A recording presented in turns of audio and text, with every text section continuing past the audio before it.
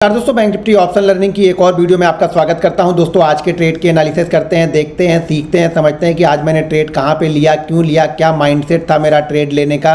और देखिए, सबसे ज़रूरी चीज़ है ना कि आप अगर अपने रिस्क को मैनेज करके ट्रेड ले, मैं बार बार ये चीज़ें बोलता हूँ, हर वीडियो में बोलता हूँ और तब तक बोलता रहूँगा जब तक आप लोग खुद रिस्क को मैनेज नहीं करने लगोगे। देखो, जब तक रिस्क को मैनेज नहीं करोगे तब तक आप प्रॉफिट भूल जाओगे। 1 दिन हो जाएगा, 2 दिन हो जाएगा, 3 दिन हो जाएगा, 4 दिन हो जाएगा, 5वें दिन जाएगा, सब पूरा लेके चला जाएगा।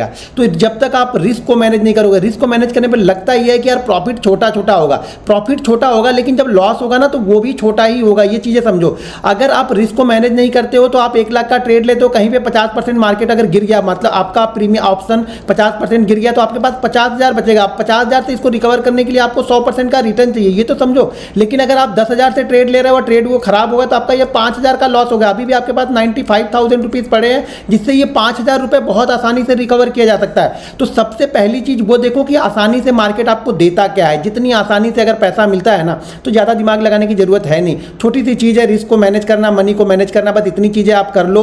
देखिए, मैं बार बार बोलता हूँ कि सारे ट्रेडर ही प्रॉफिटेबल है। अगर आप अपना कॉन्टैक्ट नोट निकाल के देखो तो आपको लगेगा कि मैंने 100 ट्रेड लिए हैं, मेरे 70 ट्रेड ठीक थे, 75 ट्रेड मेरे ठीक थे, 10 ट्रेड ने मेरा सारा पैसा लेके गया, 12 ट्रेड मेरा सारा पैसा लेके गया। तो बस उस 10-12 ट्रेड को यार मैनेज करना है। यहाँ पे देखिए, मैंने टोटल नंबर आप ट्रेड जो लिए हैं वो 8-9 ट्रेड यहाँ पे लिए हैं, जिसमें से 60 ट्रेड हमारे बैंक निफ्टी ऑप्शन के। आप लोग को पता ही है मैं सिर्फ और सिर्फ बैंक निफ्टी पर फोकस करता हूं। मुझे निफ्टी से कोई मतलब नहीं है, फिर निफ्टी से कोई मतलब नहीं है। ट्रेड के हिसाब से चार्ट में सारी चीज़ें देखता हूं, समझता सारी चीज़ें हूं, देखता भी सारी, लेकिन मुझे एक जगह से मिल जाता है तो मैं बहुत सारी जगहों पर मैं हाथ पैर नहीं मारता हूँ। जो चीज़ें मुझे समझ में आती है उसको मैं और समझना चाहता हूँ, जो मेरे लिए स्ट्रांग पॉइंट है उसको और स्ट्रांग करना चाहता हूँ।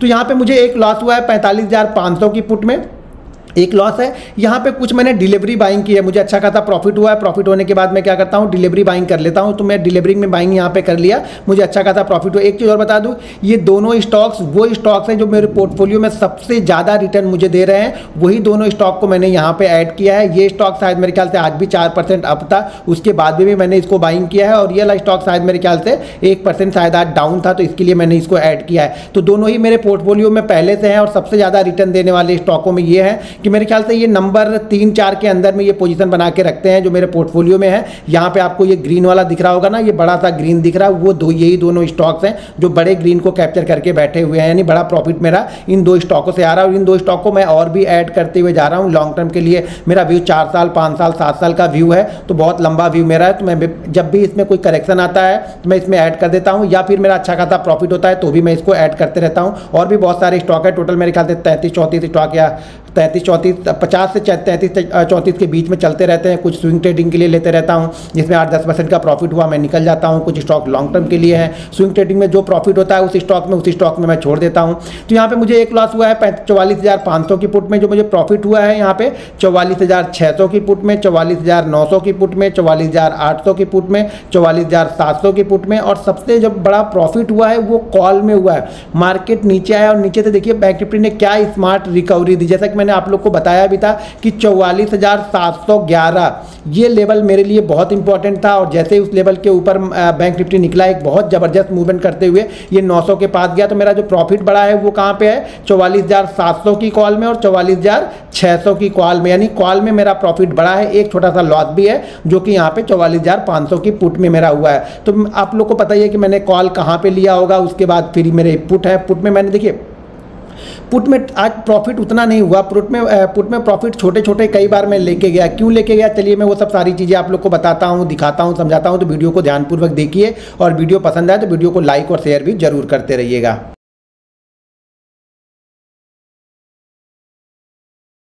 यहाँ मैंने बैंक निफ्टी का चार्ट लगा लिया। बैंक निफ्टी का चार्ट लगा लिया। कल के ट्रेनिंग सेशन में जो हमारा फ्री ट्रेनिंग चल रहा है, कल के ट्रेनिंग सेशन में मैंने यही सब सारी चीज़ें बताई थी कि इन सब चीज़ों को जरा ध्यान रखना। यहाँ पे अगर मार्केट निकलता है, ये रेंज निकलेगा तो फिर मार्केट के पास जो सपोर्ट मिल सकता है वो ये रेंज मिलेगा, लेकिन इस रेंज के बाद मार्केट तेजी से गिरेगा।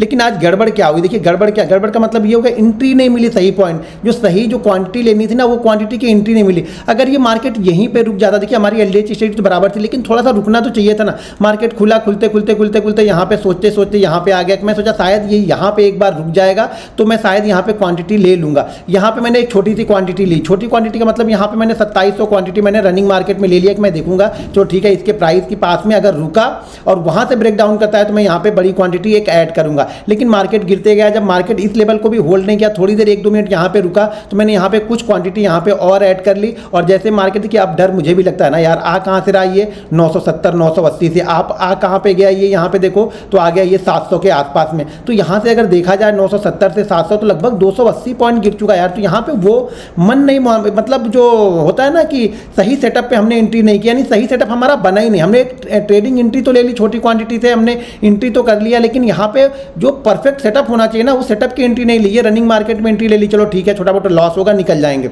अब इसके बाद जब यहाँ पे ये कंसोलिडेट करके जब थोड़ा सा ये ऊपर गया ना तो मैंने यहाँ पे क्वांटिटी थोड़ी सी ऐड की, और यहाँ पे जब ये नीचे गिरा तो फिर मैंने यहाँ पे थोड़ा सा मुझे प्रॉफिट हुआ। 2 बार मैंने इसको ट्रेड किया, वापस ये ऊपर गया, फिर से मैंने एक नई यहाँ पे पुट ऐड की, और इस पुट में मैं प्रॉफिट देखिए, पहला मैंने यहाँ पे लिया, फिर छोटे छोटे मैंने यहाँ पे लिए, फिर यहाँ पे लिए, तो इस पुट में मुझे प्रॉफिट हुआ क्योंकि 555 के पास सपोर्ट था। तो मैं यहाँ पे इंतजार कर रहा था कि मार्केट करता क्या है। और कल के ट्रेनिंग वीडियो में मैंने यही चीज़ें बताई थी कि किस तरीके से बाइंग करता हूँ मैं, क्या सोचता हूँ बाइंग करने के लिए, मेरा माइंडसेट क्या।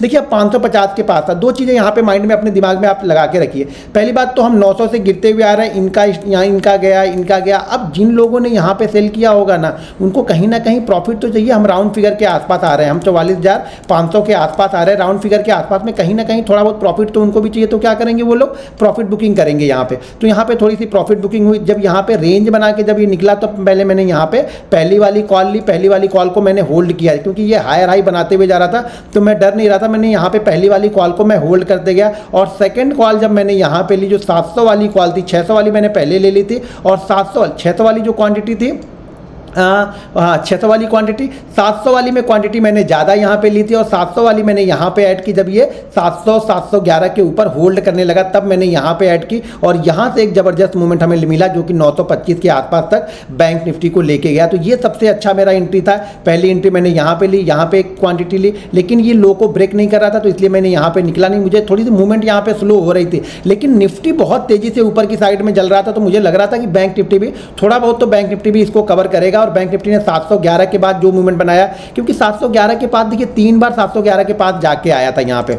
अगर इसको ध्यान से देखेंगे तो पहले इसने क्या किया, ध्यान से देखिए, पहले इसने क्या किया, जब पहले गिरते हुए आया तो 711 के आसपास यहाँ पे इसने 680 से 711 के बीच में इसने सपोर्ट लिया, फिर ऊपर गया, फिर इसको ब्रेक किया तो एक अच्छा खासा मूवमेंट गया, फिर इसे बाउंस बैक किया तो फिर कहाँ पे आया, इसी लेवल के आसपास, 711 680 वाले लेवल के आसपास फिर से आया, फिर से यहाँ पे बाउंस बैक लेके फिर से कहाँ गया, इसी लेवल के आसपास फिर से गया, वापस नीचे आया, फिर देखिए इसी लेवल के आसपास गया। तब मुझे ये कंफर्म हो गया कि अगर अब ये निकालेगा तो ये बहुत तेजी से जाएगा, क्योंकि 3-4 बार टेस्ट कर चुका है। जब 3-4 बार किसी भी चीज़ को टेस्ट कर देता है ना तो फिर उसके बाद चांसेस बचते नहीं है, चांसेस यही रहते हैं कि अब उसको ये ब्रेक करने की तैयारी है। मतलब ये समझ लो कि हथौड़ा हम बार बार मार रहे हैं, बार बार हथौड़ा मार रहे हैं तो उसको टूटना ही है। ये बार बार 3 बार 4 बार इसको टेस्ट कर चुका है, तो अब इसको टूटना ही था। तो यहाँ पे मैंने एक क्वांटिटी ऐड की जो कि यहाँ पे मुझे कॉल में बहुत ज़बरदस्त मूवमेंट यहाँ पे कॉल में मिली, और इस कॉल को मैं यहाँ पे लेके गया। तो ट्रेनिंग के दौरान मैं ना यही सब सारी चीज़ें बताता हूँ कि हायर हाई हमारे लिए क्यों इंपॉर्टेंट है, क्यों मैं पिछले लोगों को बहुत रिस्पेक्ट करता हूँ। देखिए मैं ऑप्शन बायर हूँ, ध्यान रखिएगा, ऑप्शन बायर हूँ, और जब तक पिछला लो ब्रेक नहीं होता ना तब तक मुझे ज़्यादा डर लगता नहीं है। हाँ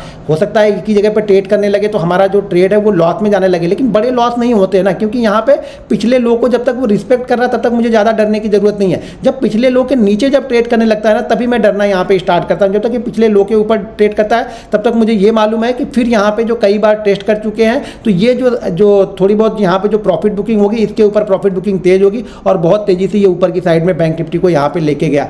पुट साइड में उतना अच्छा ट्रेड मुझे नहीं मिला।